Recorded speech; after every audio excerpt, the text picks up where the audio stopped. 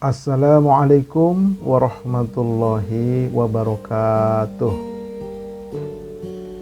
Innal hamdalillah nahmaduhu wa nasta'inuhu wa nastaghfiruh wa na'udzu billahi min syururi anfusina wa min sayyiati a'malina may yahdihillahu fala mudhillalah wa may yudlil fala hadiyalah.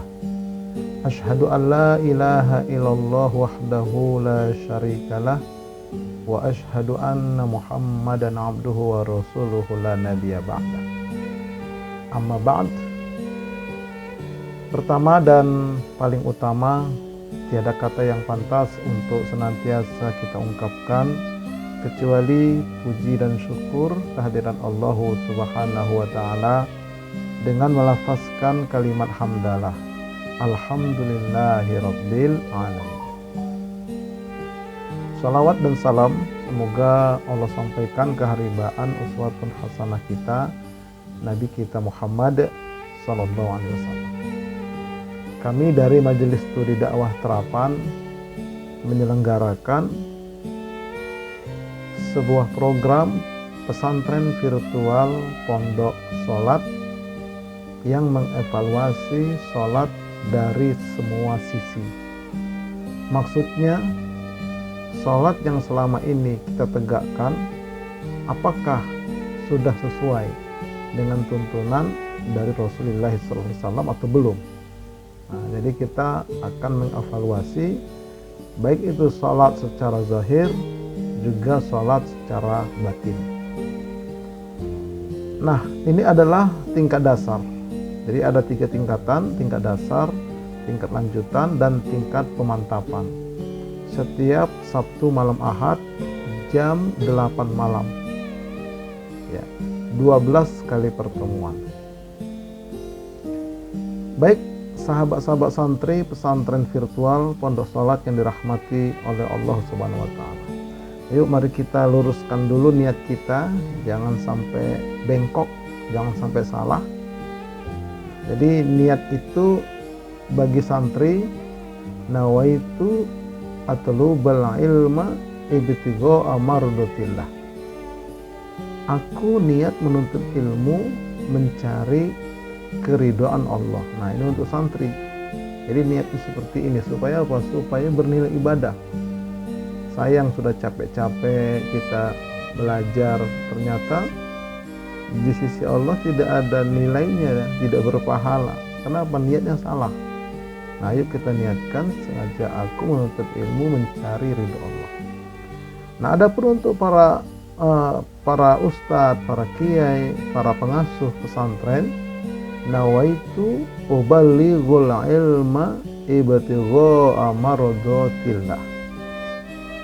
Aku niat menyampaikan ilmu mencari keridhaan Allah. Nah, ini niat para dai. Karena kata Nabi, balighu anni walau ayah, sampaikan daripadaku walau satu ayat. Jadi kita niat itu menyampaikan ilmu karena ittiba kepada Rasulullah sallallahu alaihi wasallam. Kalau para santri tadi, thalabul ilmi faridatun, menuntut ilmu itu kewajiban ala kulli muslim. Nah, jadi menuntut ilmu itu kewajiban. Makanya santri itu niatnya menuntut ilmu. Para dai niatnya menyampaikan ilmu supaya apa? Supaya menjadi agar menjadi ibadah di sisi Allah Subhanahu wa taala. Baik. Dalam hidup ini ada 2 jalan pilihan, jalan ke surga dan jalan ke neraka. Nah, agar kita dimudahkan ke surga, Nabi bersabda, "Wa man salaka tariqan yaltalmisu fihi ilman, sahalallahu lahu bihi tariqan ilal jannah." Barang siapa menempuh jalan untuk mencari ilmu, maka Allah akan memudahkan jalan ke surga baginya. Hadis riwayat Imam Muslim. Hadis ini hadis yang sahih. Jadi kalau mau dimudahkan jalan ke surga, rajin-rajinlah menuntut ilmu, baik secara offline, tatap muka langsung, atau secara online seperti ini. Nah, jadi ajak sahabat, ajak keluarga, ayo kita gabung di pesantren virtual pondok salat dalam rangka apa? Thalabul ilmi, agar dimudahkan ke surga oleh Allah Subhanahu wa taala. Baik, sahabat-sahabat majelis sahabat-sahabat santri pesantren virtual Pondok Sholat, moto dari pesantren kita ini adalah perbaiki sholatmu, maka Allah akan memperbaiki keadaanmu dunia dan akhirat. Nah, kita harus punya moto seperti ini. Kita ingin memperbaiki sholat kita dari hari ke hari harus lebih baik. Apanya? Sisi zahir sholatnya maupun sisi batin sholatnya.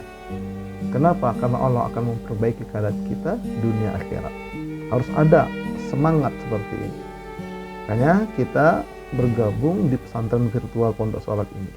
Kita nyantri setiap malam Ahad, insya Allah. Nah, ini adalah pertemuan yang kedua. Ya, pertemuan yang kedua. Saat mengerjakan sholat, ada 4 macam kepala binatang. Jadi orang yang sholat itu, baik sholat sendiri maupun sholat berjamaah itu, masing-masing orang itu ada 4 kepala binatangnya. Nanti kita lihat binatang apa saja dan apa penyebabnya. Jangan sampai kita termasuk. Kalau pernah kita termasuk, kita rubah. Yang kedua, ada pencuri di dalam sholat. Dia sholat, tetapi perbuatannya itu mencerminkan dia itu seorang pencuri. Nanti di luar sholat pun dia berjiwa, bermental pencuri. Nah, apa perbuatannya? Nanti kita lihat. Kemudian ada jiwa yang bengkok. Dia sholat tapi jiwanya bengkok. Kolbunya ya tidak lurus. Nah, jadi orangnya itu orangnya bengkok, ya, berkhianat dan sebagainya. Kenapa? Padahal dia sholat. Nah, apa faktor penyebabnya itu? Nah, kemudian ada setan khusus yang menggoda dalam sholat. Namanya. Jadi kalau kita baris ya softnya itu ada renggang, itu ada setan yang menggoda. Tapi bukan di situ setannya ini, dalam pikiran dan kolbu. Nah, itu nanti ada setan yang menggoda kita, pikiran kita mengacau kemana-mana, jiwa kita pun mengacau kemana-mana. Itu ada setan khusus, kata Nabi.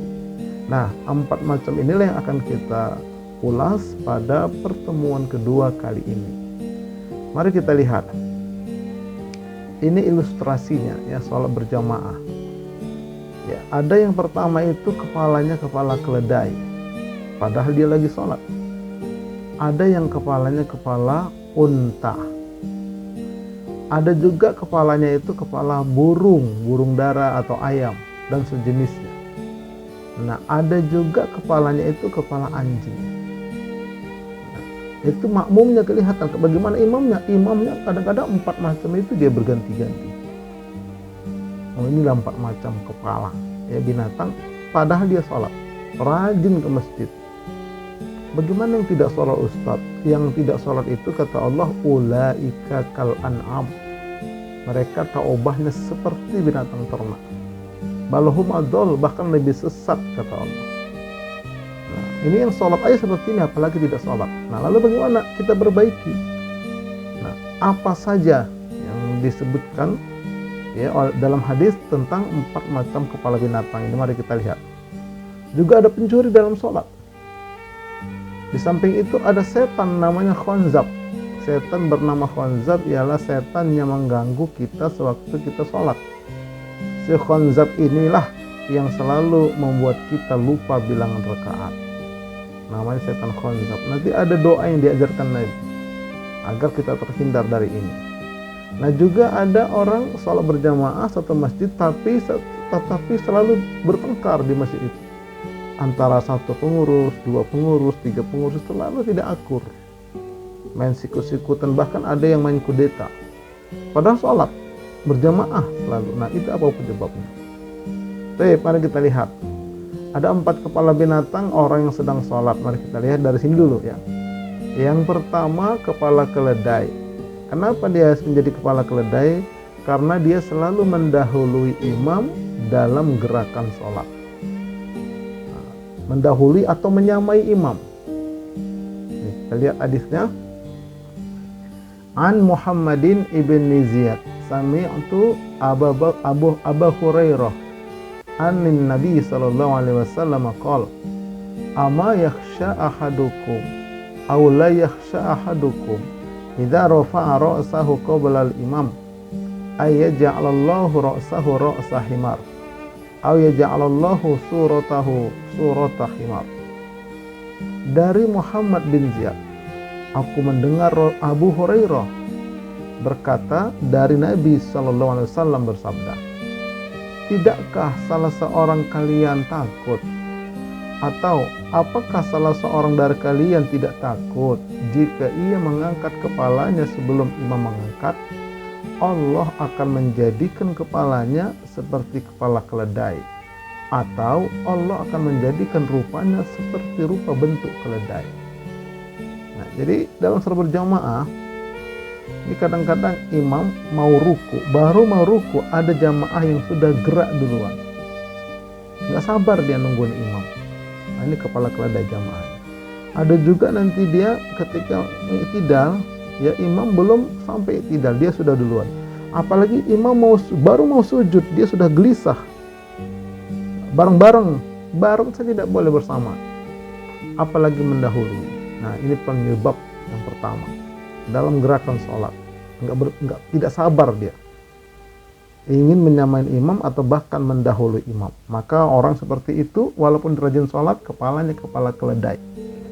Makanya ada ulama yang sudah kasyaf, sudah terbuka mata kolbunya, ya begitu dia masuk ke masjid dilihat kepala orang itu kepala binatang semua macam-macam. Nah, akhirnya dia keluar dari masjid itu, dia bikin masjid sendiri. Nah, kenapa? Karena inilah jamaahnya, selalu menyamai imam atau mendahului imam dalam gerakan. Ya. Nah, begitu juga mendahului bacaan amin daripada imam. An Abi Hurairah anna Rasulullah sallallahu alaihi wasallam qala idza qala al-imam ghairil maghdubi alaihim waladdallin faqulu amin fa innahu ma wafaqa qawlahu qala al malaikah ghufira lahu ma taqaddama min dhanbi. Dari Abu Hurairah bahwa Rasulullah sallallahu alaihi wasallam bersabda, jika imam membaca ghairil maghdubi alaihim waladdallin maka ucapkanlah amin. Karena siapa yang ucapan aminnya bersamaan dengan aminnya malaikat, maka dosa yang telah lalu akan diampuni oleh Allah. Hadis riwayat Imam Bukhari, Abu Daud, Muslim dan Ahmad. Nah, tapi banyak di masyarakat dalam salat berjamaah, ini baik anak-anak bahkan orang tua, ketika imam belum selesai waladdallin, belum selesai, sudah ada yang mengatakan amin. Nah, ini jadi orang yang belum selesai linnya imam, dia sudah amin duluan. Inilah kata Nabi nanti kepalanya kepala keledai. Tidak sabaran dia. Tidak sabaran dia. Na'udzubillah min dzalik. Jadi dari gerakan dan dari ucapan amin. Ini hati-hati. Nah, lalu ya, ada satu lagi nih, imam belum selesai menoleh ke kanan ke kiri. Imam belum selesai menoleh ke kanan ke kiri, dia sudah selesai dua-dua. Dia sudah selesai dua-dua. Padahal yang benar ini, yang benar. Dua salam imam. Assalamualaikum warahmatullahi wabarakatuh. Assalamualaikum warahmatullahi wabarakatuh. Dua salam imam kanan kiri, barulah makmum bergerak. Itu yang benar. Itu yang benar. Jadi kalau imam baru satu, dia juga sudah ikut satu. Nah, ini menyamai imam tidak boleh. Nanti kepalanya kepala keledai. Jangan sampai kita menyamai imam. Nah, yang benar menunggu imam sempurna melakukan satu gerakan, barulah makmum melakukannya. Sebutkan dalam hadis Al-Barra wa huwa ghairu kadzubin qala kana Rasulullah sallallahu alaihi wasallam idza qala sami'allahu liman hamidah lam yahni ahadun minna zahrahu hatta yaqa an-nabiy sallallahu alaihi wasallam sajidan thumma naqa'u sujudan ba'dahu. Jika Rasulullah sallallahu alaihi wasallam mengucapkan sami'allahu liman hamidah, tidak ada seorang pun dari kami yang membungkukkan punggungnya sebelum Nabi benar-benar meletakkan kepalanya bersimpuh dalam sujud, barulah setelah itu kami bersujud. Nah, jadi ketika Nabi sudah sami Allahu liman hamidah, Nabi tegak ini. Ya, Nabi tegak. Sebelum Nabi turun sampai sujud, biarkan 3 detik. Nah, barulah para jamaah itu membungkukkan punggungnya mengikuti imam. Jadi biarkan dulu imam sampai. Nah, begitu juga semua gerakan, misalnya ruku, Allahu Akbar, nyampe imam, biar dulu dia 3 detik berhenti di situ, baru kita bergerak. Allahu Akbar, ruku, sami Allahu liman hamidah. Nah, yakinkan dulu ya sudah tegak itu, baru kita Rabbana walakal hamd, baca. Sujud, Allahu Akbar, sampai dia sujud, biarkan dulu 3 detik sujud itu, baru kita bergerak. Allahu Akbar. Begitupun semuanya, duduk antara 2 sujud. Kemudian salam pertama, salam kedua, 2 salam imam, baru kita makmum mengikuti salam yang pertama. Begitulah hendaknya kita. Jadi sahabat begitu, sebelum sujud, betul-betul sujud Nabi, barulah Nabi sahabat menggerakkan punggungnya, artinya ikut turun sujud.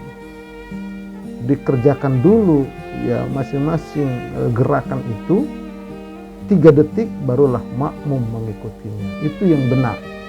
Perbaiki ya gerakan sholat kita selama ini. Sabar kita menunggu imam. Nah, itu dia. Jadi ini yang pertama yang perlu dipahami. Kita terapkanlah dalam sholat kita sehari-hari dalam sholat berjamaah. Yang kedua, ada orang rajin sholat, bahkan sholat berjamaah, ternyata kepalanya kepala onta. Apa sebabnya? Dengkul berbunyi gedebuk, gedebuk, gedebuk saat turun sujud. Nah, begitu dia turun untuk sujud, dengkulnya menyentuh lantai dan berbunyi. Itu kepalanya kepala onta, kata Nabi. Kita lihat hadisnya. An Abi Hurairah taqal, qala Rasulullah sallallahu alaihi wasallam, "Idza sajada ahadukum fala yabruk kama yabrukul ba'ir." Wal yadu' yadaihi qabla rukbataihi. Jika salah seorang dari kalian ingin turun sujud, maka janganlah ia menderum sebagaimana menderumnya unta.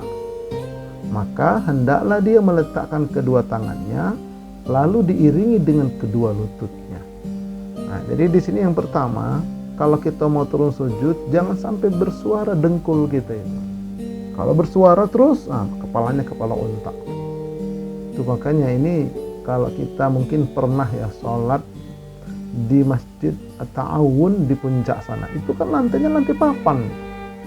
Saya kemarin bawa keluarga ke sana, itu setelah sholat asar trip kedua, saya jadi imam, itu kedengaran itu para jamaah sebagian bunyi dia gedebuk, gedebuk, gedebuk.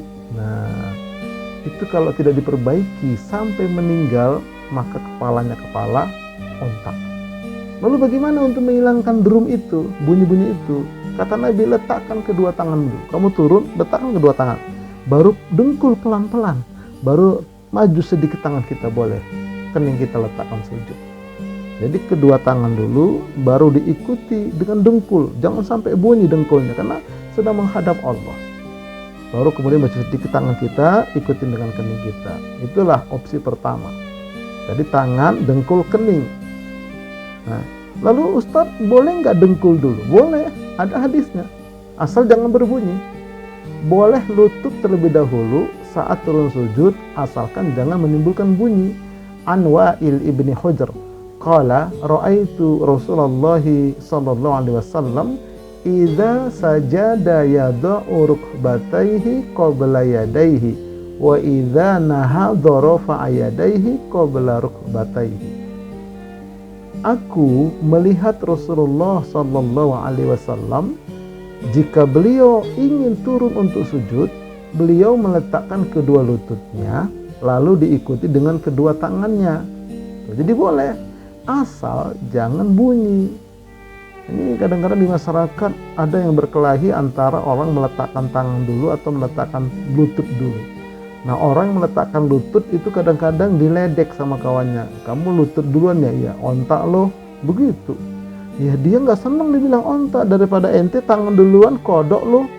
Jadi akhirnya berantem antara kodok sama onta. Itu kurang tamasya belajarnya. ya, tidak membuka luas, padahal hadis Nabi itu banyak.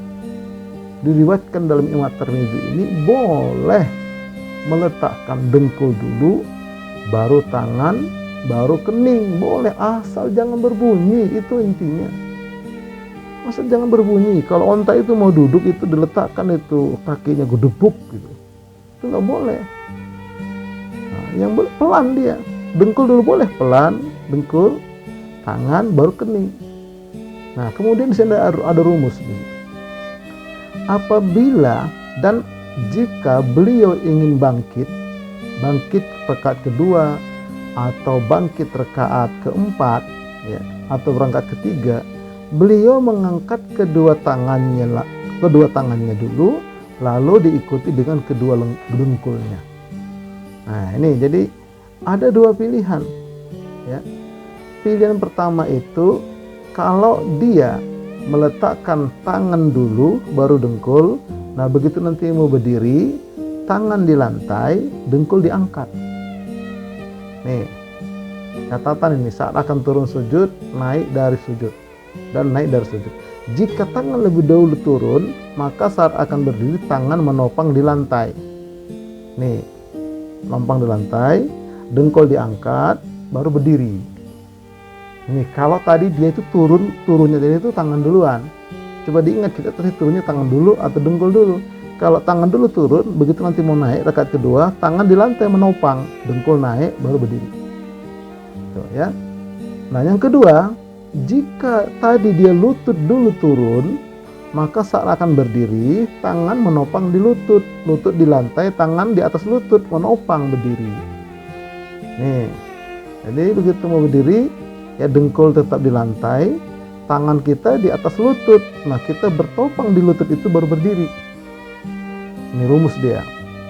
Makanya kita konsentrasi ketika sholat. Saya ini turun pakai tangan nih duluan, nanti saya naik, tangan saya di belakang nih, maksudnya tangan saya di lantai. Nah, saya ini turun ini dengkul duluan ini. Nah, nanti begitu kita mau naik, nanti tangan kita di dengkul.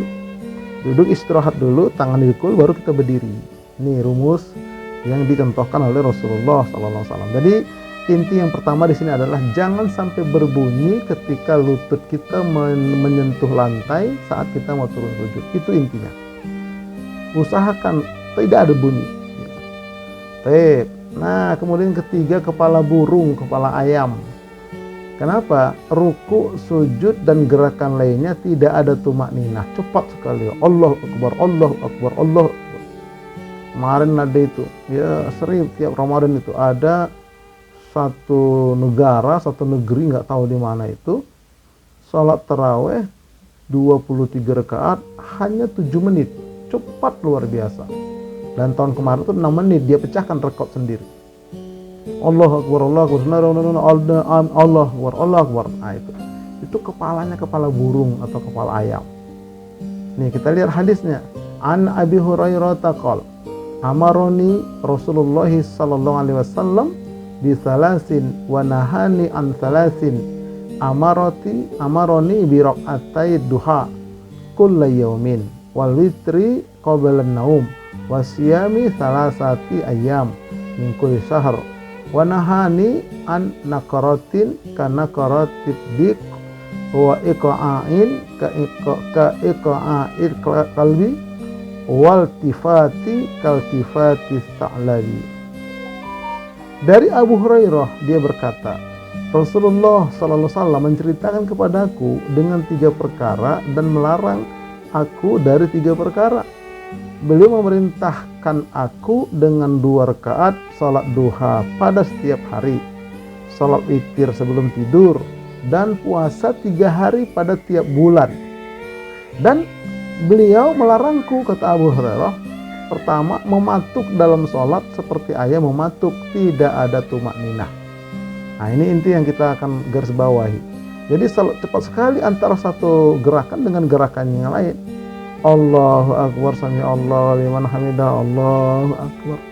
Ini kadang-kadang kalau kita ikut sholat berjamaah di satu masjid atau satu musola, kata orang kita ya, kita sholat zuhur, sholat asar, kita sebagai makmum, kita belum selesai baca Fatihah, imam sudah mau sujud dia. ruku, tidak sudah mau sujud dia, padahal kita belum selesai Fatihah. Cepat sekali, entah apa yang dia baca, entah bagaimana cara membacanya.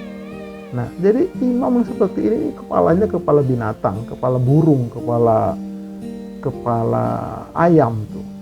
Oh, tidak ada tumakninahnya dia. Jadi jamaah itu kadang-kadang kok cepat kali imam ini.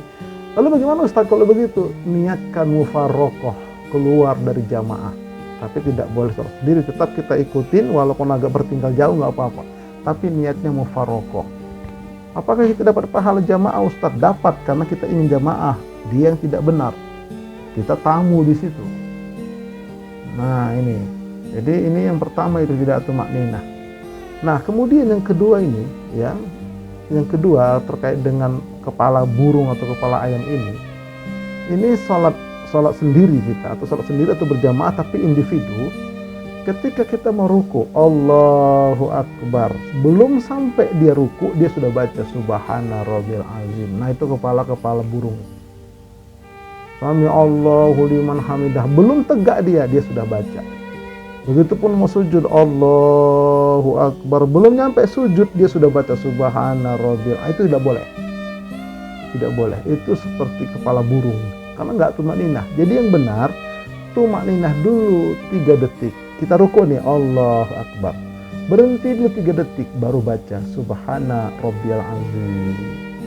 Sami Allahu liman hamidah. Kata Nabi, biarkan tulang-tulang itu pada posisinya, tegak dulu 3 detik, baru kita baca Rabbana walakal hamdu dan seterusnya. Begitupun sujud, Allahu Akbar, posisikan dulu itu tulang-tulang kita 3 detik. Udah betul-betul sujud, baru baca Subhana Rabbiyal A'la. Cakep kalau begitu sholat. Itulah yang namanya tumakninah. Kalau tidak begitu, maka kepalanya kepala burung atau kepala ayam. Ayo kita rubah. Jadi sampai dulu ruku 3 detik baru baca. Sampai dulu i'tidal 3 detik baru baca. Sampai dulu sujud 3 detik dulu, kita berhenti dulu 3 detik baru baca sujud. Dan begitu seterusnya. Itulah yang dikatakan tumakninah. Kalau tidak begitu, kepalanya kepala keledai sampai mati nggak diperbaiki. Na'udzubillah min dzalik. Nah, kemudian yang keempat, kepala anjing. Saat sujud, lengan menempel di lantai atau di sajadah. Meskinya diangkat, ya. Kalau dia perempuan, rapatkan ke badannya. Kalau dia laki-laki agak renggang, tapi jangan terlalu renggang, nanti mengganggu kanan kiri.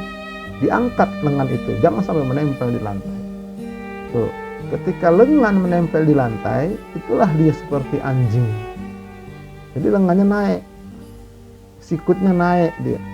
Laki-laki agak direnggangkan, keluar dia. Tapi kalau perempuan dinaik, dia sikutnya itu rapatkan ke badannya. Tuh, jadi hati-hati. Ayo kita perhatikan sujud kita. Nah, disebutkan dalam hadis An Anasin ibni Malikin anin Nabi sallallahu alaihi wasallam qala i'tadilu fi sujudi wa la yabsut zira'ihi kal kalbi wa idza bazaqa fala yabruqanna baina yadayhi wala an yaminihi fa innahu yunaji rabbahu. Dari Anas bin Malik, dari Nabi sallallahu alaihi wasallam bersabda, seimbanglah dalam sujud dan janganlah seseorang meletakkan dengan tangannya seperti anjing. Dan jika meludah, maka janganlah sekali-kali ia meludah ke arah depan atau ke sebelah kanannya, karena dia sedang berhadapan dengan Rabb-nya. Kalau meludah sebelah kiri, maksudnya kemana meludahnya? Kalau kita sholat berjamaah, ya ke tangan kita, ke baju kita, karena ludah itu tidak najis, tapi jangan banyak-banyak. Nah itu. Jadi di sini maksudnya adalah seimbangkanlah dalam sujud. Maksudnya 7 anggota sujud itu biarkan dulu dia menempati posisinya. Seperti kening itu tidak boleh terhalang dengan pecinya, dengan sorbannya atau dengan rambutnya. Nah, kening dan hidung itu satu. Makanya sebetulnya dalam sujud itu tidak boleh pakai masker dia, karena hidung itu sama kening satu, itu kata Nabi. Tuh, letakkan dia pada posisi imbang. Tangan seperti tadi diangkat dia lengannya, jangan sampai menempel ke lantai, nanti saya anjing. kemudian kedua dengkul menekan ke dalam ke lantai, baru kedua ujung kaki tegak atau tekuk ke depan, rapat dia, tumitnya rapat. Nah, situlah nanti kajian lebih lengkapnya nanti ketika kita mengaji tentang gerakan-gerakan sholat, nanti akan ketemu dalil-dalilnya. Tapi yang jelas di sini, janganlah meletakkan tangannya di lantai seperti anjing. Ini larangannya ini. Hati juga perhatikan sujud kita, sujud anak kita, ya keluarga kita, bagaimana sujudnya, sudah benar atau tidak. Nah, kalau sempat menempel terus, itu seperti anjing kepalanya. Na'udzubillah min dzalik. Oke, nah sekarang kita masuk pencuri atau maling atau koruptor tidak menyempurnakan rukuk dan sujud. Ini dalam sholat, rukuknya nggak sempurna, sujudnya nggak sempurna, maka mentalnya mental koruptor itu orang. Pencuri dia dalam sholat, disebutkan dalam hadis nanti, ya, pencuri dalam sholat dia, dan di luar sholat juga jadi maling dia, jadi koruptor dia. Kenapa? Karena dalam sholatnya nggak benar. An Abi Sa'id Al-Khudri anna Rasulullah sallallahu alaihi wasallam qala inna aswa an-nasi sariqatan allazi yasriqu salatahu. Qalu ya Rasulullah wa kaifa yasriquha? Qala la yutimmu ruku'aha wa la sujudaha. Dari Abu Sa'id Al-Khudri yang berkata, Rasulullah sallallahu alaihi wasallam bersabda, sesungguhnya seburuk-buruk manusia adalah pencuri yang mencuri dalam sholatnya. Para sahabat bertanya, wahai Rasulullah, bagaimana ia mencuri sholatnya? Beliau bersabda, ia tidak menyempurnakan ruku dan sujudnya. Nah, di sini, jadi kalau orang ruku sujudnya nggak sempurna, itu dia mental pencuri. Dia seburu-buru mencuri dalam sholat dia. Dalam sholat aja mencuri, apalagi di luar sholat, begitu maknanya. Lalu yang dikatakan sempurna ruku dan sujud itu bagaimana? Jadi sempurna itu dalam arti kata sempurna dulu 3 detik, baru baca bacaannya, itu yang pertama. Yang kedua, ketika ruku, kepalanya itu sama punggung belakangnya rata dia. Tidak boleh kepala mendengak dikit atau kepala nunduk sekali, tidak boleh. Rata dia. Kata Nabi, andaikan ditaruh air di gelas, ditaruh di atas punggungnya itu tidak akan tumpah dia, karena rata. Nah, nanti kita akan kaji lebih dalam lagi dengan dalil-dalilnya ketika kita mengkaji tentang gerakan sholat.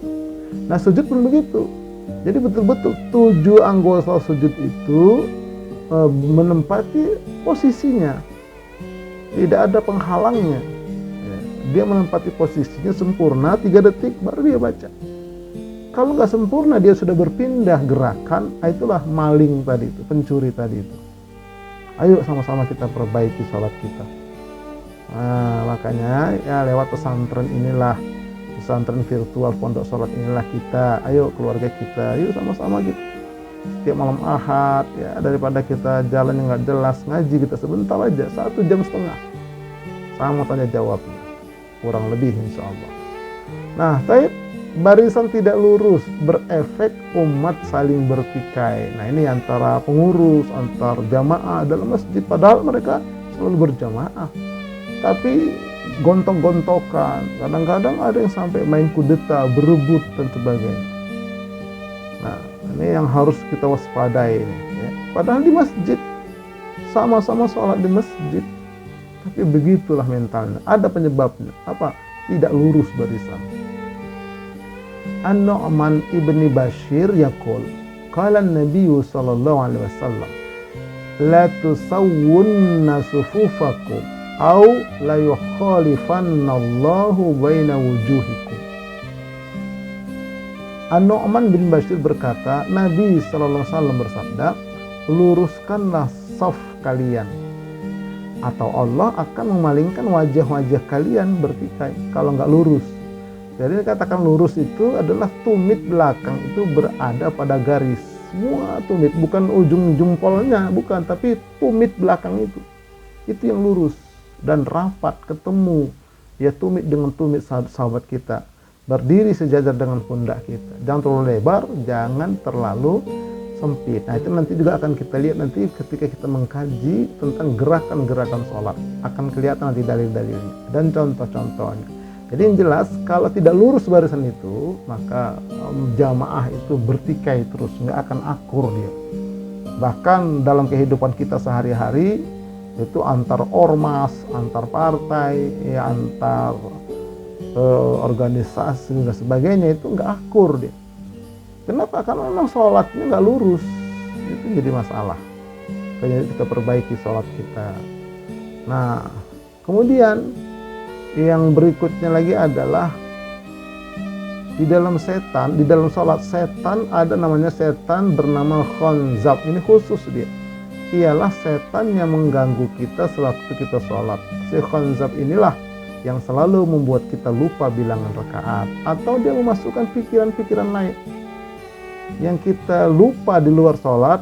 Saat sholat dia datang, ingat dia, padahal tadi di luar sholat nggak pernah dia ingat, tapi begitu dalam sholat teringat itu semua. Itu adalah setan namanya khonzab. Disebutkan dalam hadis an Abil Ala anna Utsman ibni Abil As atan Nabiya sallallahu alaihi wasallam faqala ya Rasulullah inna syaitan qad hala baini wa baina salati wa qiraati yalbisuha alayya. Faqala Rasulullah sallallahu alaihi wasallam dzaka syaitan yuqalu lahu khonzabun fa idza ahsastahu fata'awwadz billahi minhu watqfil ala yasarika thalathan. Qala fa fa'altu dzalika fa adhabahu Allahu anni. Artinya dari Abu Al-A'la bahwa Utsman bin Abul As datang kepada Nabi SAW lalu bertanya, ya Rasulullah, aku sering diganggu setan dalam sholat sehingga bacaanku menjadi kacau karenanya. Bagaimana itu ya Rasulullah? Maka Rasulullah SAW bersabda, ya, yang demikian itu memang gangguan setan yang dinamakan khonzab. Karena itu bila engkau diganggunya, maka segeralah minta perlindungan kepada Allah dari godaannya. Sesudah itu meludahlah ke sebelah kirimu 3 kali. Kata Utsman, setelah kau lakukan yang demikian, maka dengan izin Allah godaan seperti itu pun hilang. Nah, ini dia cara solusinya. Ustadz, bacanya ini ketika sholat atau di luar sholat? Ada 2 pendapat. Yang pertama, di luar sholat diwiridkan dia. Diwiridkan di luar sholat, atau ya di luar sholat habis sholat doa-doa kita, zikir kita wiridkan bacaan ini, zikir ini. Nah, tapi ada yang berpendapat di dalam sholat itu ketika kita agak lupa, udah kita diam sebentar, kita baca doa itu, meludah ke kiri, begitu. Isar aja ludahnya, keluar dikit aja, jangan banyak-banyak. Ya. Kita meludahi setan itu supaya pergi dia. Maka sahabat setelah melakukan itu, setannya pergi, tidak datang lagi dia dalam pikiran dia. Padahal dia orang Arab ini, ngerti bahasa Arab, yang ngerti yang dia baca. Apalagi kita nggak ngerti yang kita baca. Makanya kita kaji, nanti belajar, nanti kita menerjemahkan bacaan salah kata per kata, itu nanti tingkat pemantapan nih. Nah, insya Allah. Ya, jadi apa doanya Ustaz? Nih, doa yang dibaca an Abi Sa'id Al-Khudri qol kana Rasulullah sallallahu alaihi wasallam idza qama minal laili kabbara tsumma yaqul a'udzu billahi samiil alim minasy syaithanir rajim min hamzihi wa nafthihi wa nafthihi.